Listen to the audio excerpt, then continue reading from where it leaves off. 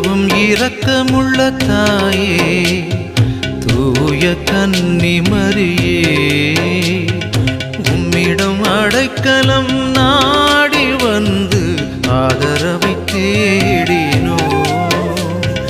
மிகவும் இரக்கமுள்ள தாயே, தூய கன்னி மரியே, உம்மிடம் அடைக்கலம் நாடி வந்து ஆதரவை தேடினோ. பரிவோடு மன்றாடினோ, எவரையும் நீர் கைவிட்டதாக ஒருபோதும் உலகில் சொல்ல கேட்டதில்லை என்பதை நினைத்து அருள்வாயோ.